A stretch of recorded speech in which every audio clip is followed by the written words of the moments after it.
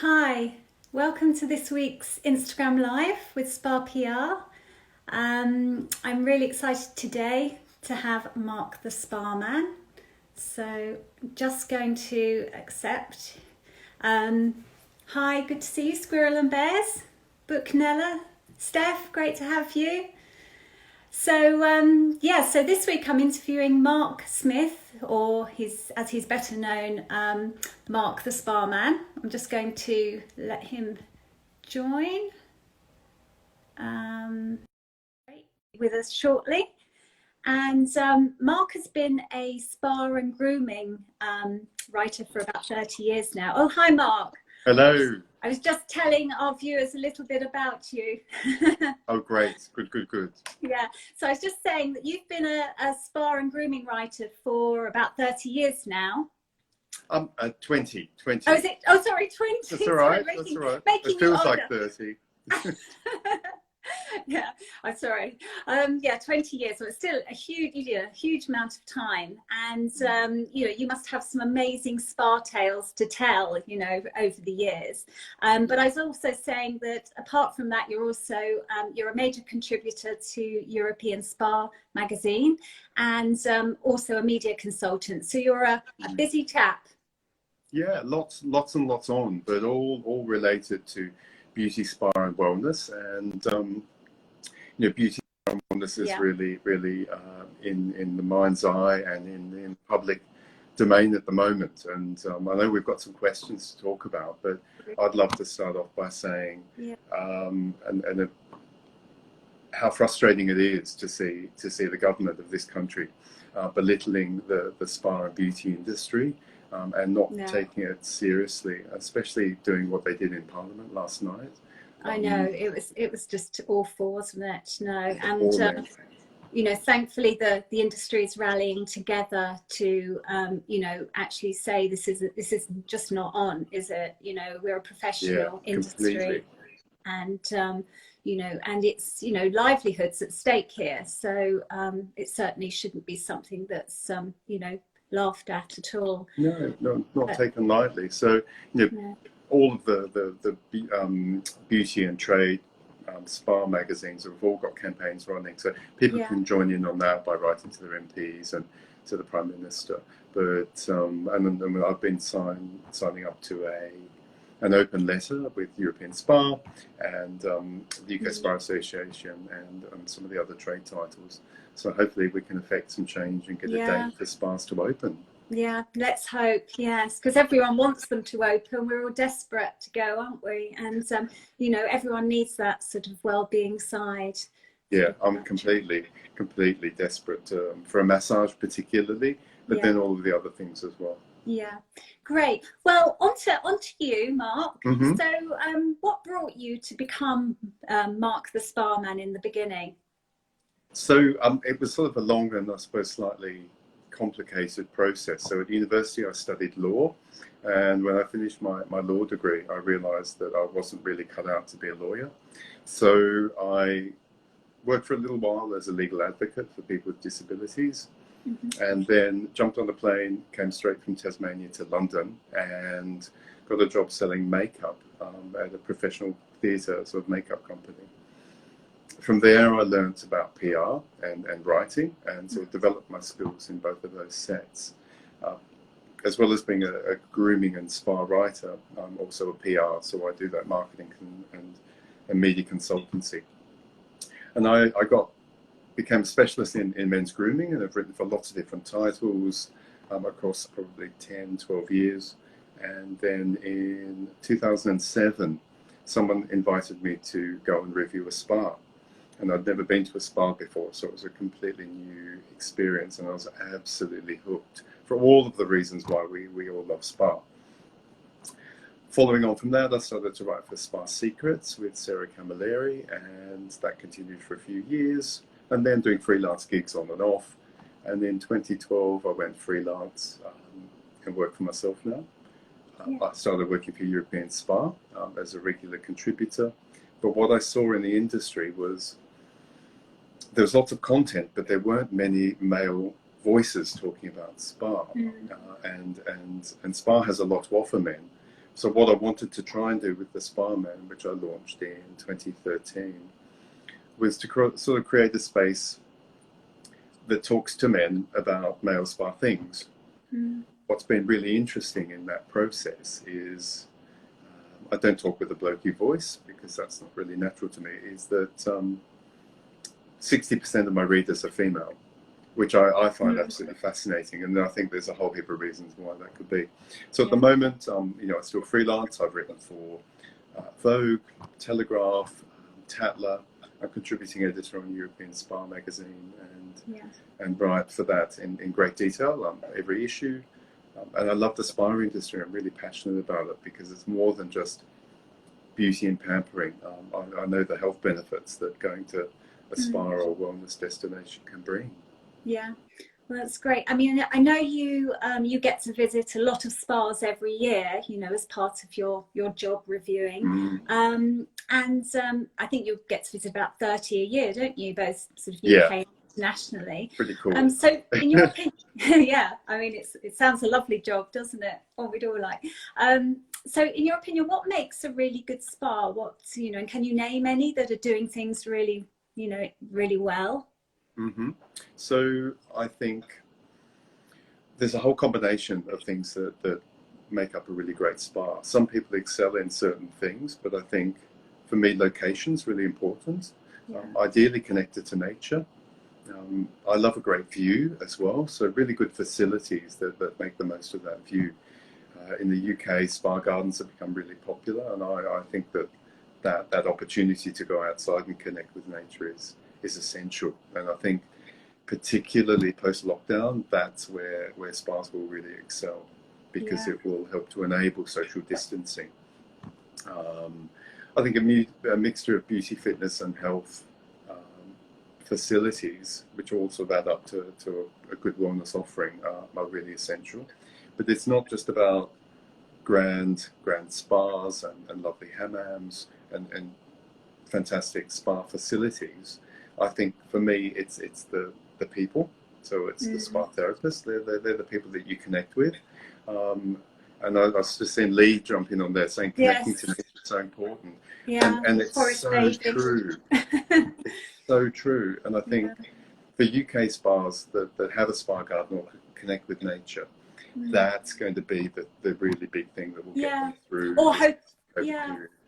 Or hotels with spas that have the grounds that they can incorporate that sort of element of forest bathing as well. Yeah, absolutely. You know, I just love to walk in nature, and Six Senses Douro Valley is actually one of the spas that I've identified as being really, really key. And what I did with them once, and I love how they combine wine and wellness, because they're in the heart of the Douro Valley, which is the most picturesque spot overlooking the river.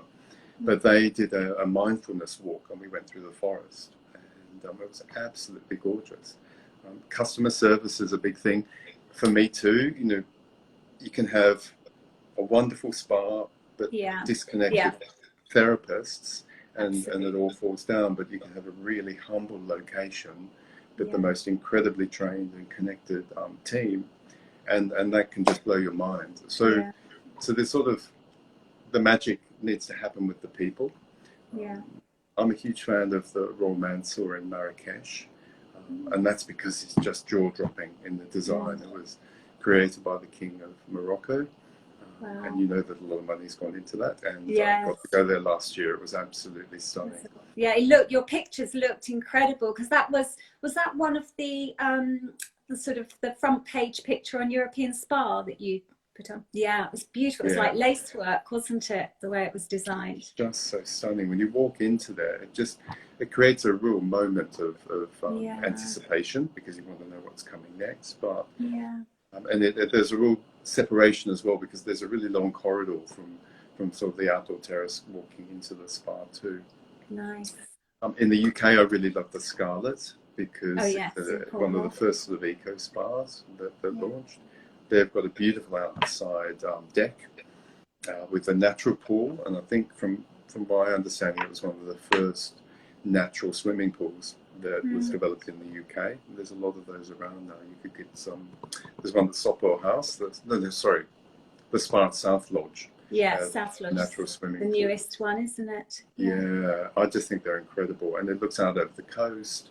You can have a hot tub, and they have a barrel sauna as well. So the Scarlet's really great. Yeah, and they're very much into, they took the whole wellness element that one step further, didn't they, in the UK, you know, quite some years ago. And I think it was quite brave at the time, but, you know, very sort of, you know, much sort of looking forward to the future. And even though it celebrated its 10-year anniversary last year, I still think it's ahead of its time. And a lot of spas could really learn a few lessons from what they do. Yeah. And in terms of other properties, I really love the Banyan Tree Group. I think that their service provision and their staff and their warm welcome is almost second to none. And they've just opened a new property in Krabi in southern Thailand, and I think it's taken on or sort of stepped up the level of their spa operations. So when we can travel long distances, I'm going to be heading there very soon. Yeah, and Boutique Spa has said about spa therapists are key, and absolutely, I think, you know, at this moment, just couldn't agree more. We're also, you know, for me, I think that I've had a number of therapists in the time that I've been, and we're going to talk about this in the next section, but there are countless times where I've had an experience with a therapist who has changed my life for a whole heap of different reasons at different times in my life. Incredible. They're very it's not been special. They're very special, incredibly those special. therapists. I don't think we value them enough either. No, but I think that's going to change. Yeah, so that brings us on to, you know, sort of your memorable spa experiences, both the, you know, the good, the bad, and the ugly, or whatever. And there's a huge mixture of all of those. So, in terms of memorable, probably, and this was back in I think 2008. I went to the Blue Lagoon and had a floating massage. So I was on almost like a floating mattress. Which had a blanket, and I was being massaged in the lagoon by a therapist, suspended in water, and it started to snow, and that just for me was a real pinnacle. It's so beautiful there anyway, isn't it? Incredible. And I haven't been to the new spa because they opened a new dedicated facility about 18 months ago. Which looks really premium. Sometimes it's really simple things like that, isn't it? And just everything comes together, and it sort of touches you on a sort of much deeper level than just having, you know, like a massage or something like that. It was just a real moment. It was a real moment. When I was in Lux in Mauritius, I was having a Chinese-based therapy. It was all based on TCM. Cupping, they did moxa, which is the smoking treatment where they put sort of charcoal in small boxes across your body, and they did a massage. I had an out-of-body experience. Really? I've never had one of those before, and it wasn't just, I don't think it was my mind playing tricks with me. I'm not sure what happened, but I know I felt a sense of elevation outside my body, and I remember that like that was yesterday, and that was a number of years ago. Yeah. Oh my God. But then simple things as well. You know, I was in Thailand and at the spa called Sri Panma, and had a fresh mango body scrub and then a banana body wrap. So really simple ingredients, but connected to the location. And again, I can remember the smells and the experience, and because it was all sensorial. I really remember that as though that was yesterday. Yeah.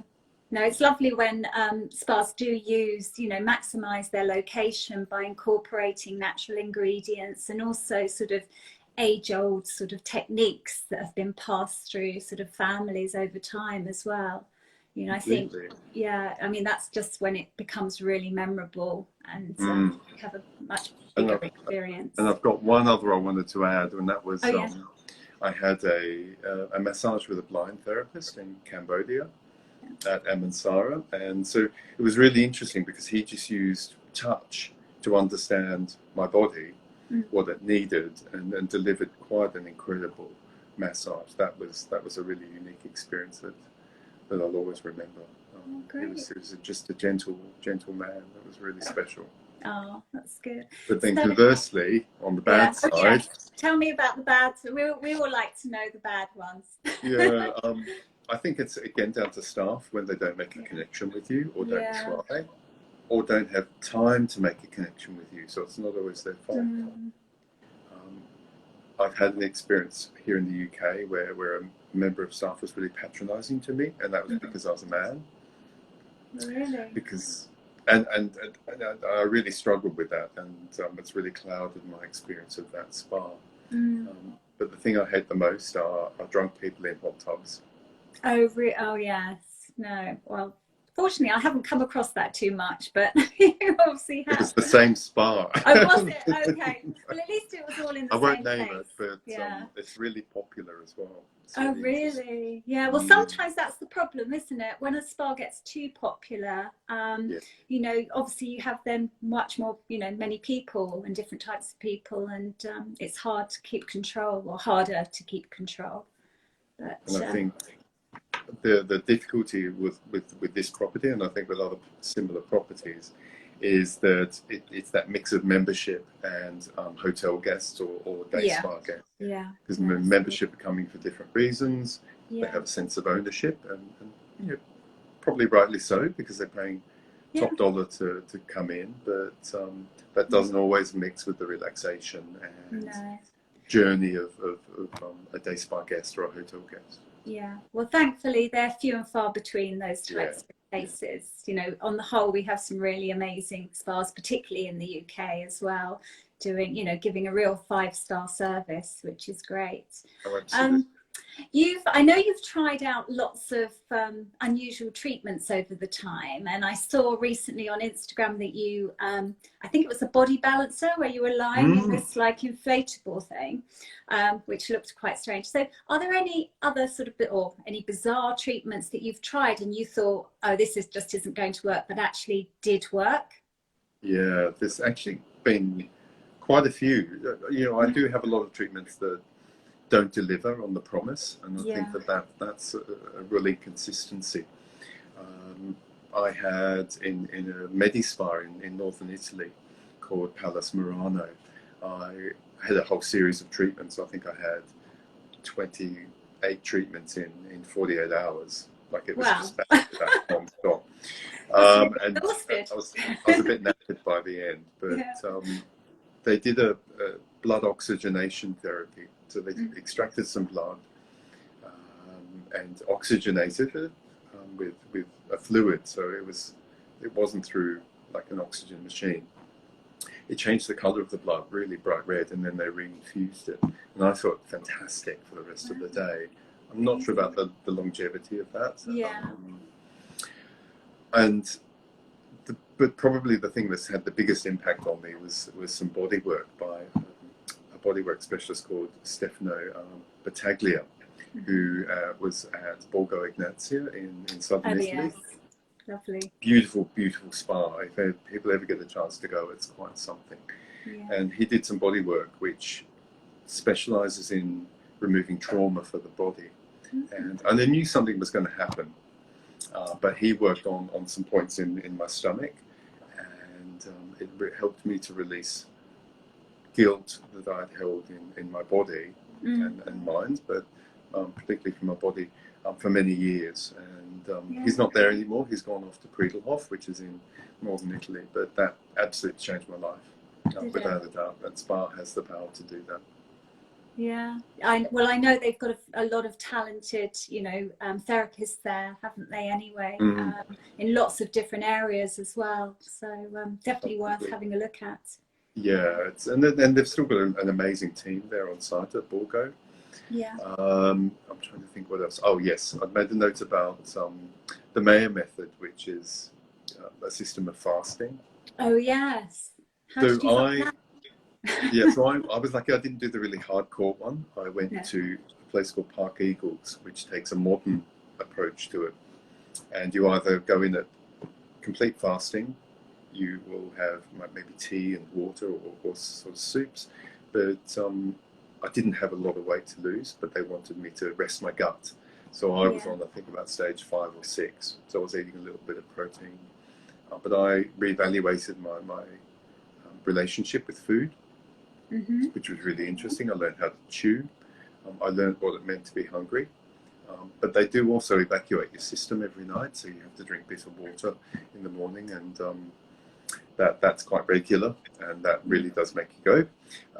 But I was combining that with beautiful massages, hay bathing, so you would get wrapped up in hay, mountain walking, all sorts of really incredible things. And I really, really enjoyed that. It was really special. Wow. So it's a sort of combination, isn't it, of different elements of that sort of therapy that together, you know, produce the sort of desired effects and make you feel much better in yourself. But I like the way that you can, you know, I don't know how long you were away for that treatment. Were you away for a few days, a week? Yeah, I went for 4 days, and they prefer you to go for 1 to 2 weeks. So I can't imagine the change. So the bloating went, so my stomach bloating went. Yeah, lots of people suffer from that, you know, from stomach issues, don't they? You know, this.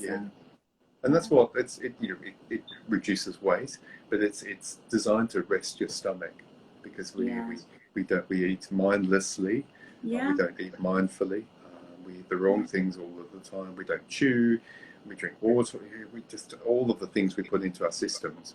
And stomachs. Good for us. And and stomachs are our second brain, aren't they? So very important for our overall sort of upkeep. And there's just one other I wanted to mention, which was, again, a really small, well, in Germany they're quite big, but not that well known here, called Toscana Terme. There's a group of, I think, 4 properties, and they're all based around water. So they're big water parks, basically. So you have kids on slides and swings, but then they have a sauna area, and they have a dome where they have flotation water and piped music. So the music is orchestrated specifically for underwater. And I had a water massage. There's a real theme with the water massages for me, and this again, it took me to another place. I felt like I was, because they take you under the water and you feel like you're almost reborn, actually. And there's another guy called Steve Carl who used to be at Cafe Royal, but I think he's gone to Mexico now. Again, almost life-changing experience with him too. God, these need to be in like a hall of fame, don't they? All these special, you know, I always say it's these therapists with sort of healing powers, isn't it? And you would travel anywhere, you know, to see them, really. And very simple things. So it's not always about clever machines or lots of product. Sometimes it's about that physical connection and touch that is so simple. And I think that as we come out of lockdown, we're really going to need it. But how spas respond to that, I think, is going to be really interesting. Lovely. Oh, well, Mark, thank you. So one last question. So obviously I know you get to review quite a lot of products as well, as far as like grooming and spa products are concerned. I just have and these aren't the things I'm taking on the desert island, but this is just to give you what's on my desk. This is just like a small thing of my tinctures and potions, roll-on mood boosters. I'd have lots of products. So if you could take just one with you on a desert island, what would it be? It's really hard. I know, it's a really hard question. Really hard.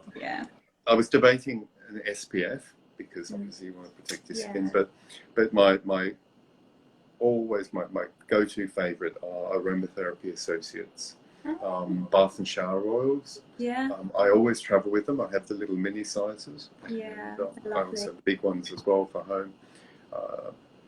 If it's been a long, stressful, hard day, or I need to boost my mood in some other way, shape or form, I'll always have a bath, put some great music on, and use one of the aromatherapy bath oils. They just work a treat. And that's not to say other brands aren't great too, because I've tried lots of amazing ones, but for me, they just hit the spot. And Geraldine, when she formulated those, was ahead of her time, and she's sadly missed. Yeah. Yeah. And what's amazing about essential oils is there's still so much that we don't know about them, you know, because they do have incredible properties to change our well-being. So yeah, I think essential oils full stop are just brilliant. But Aromatherapy says it's done well. Yeah, so key. And I can see Steph, I also love the Deep Relax from Aromatherapy Associates. If particularly during lockdown, that's been something I've been really going to, because I found it really challenging. So Deep Relax has been a good one, and Revive Morphing.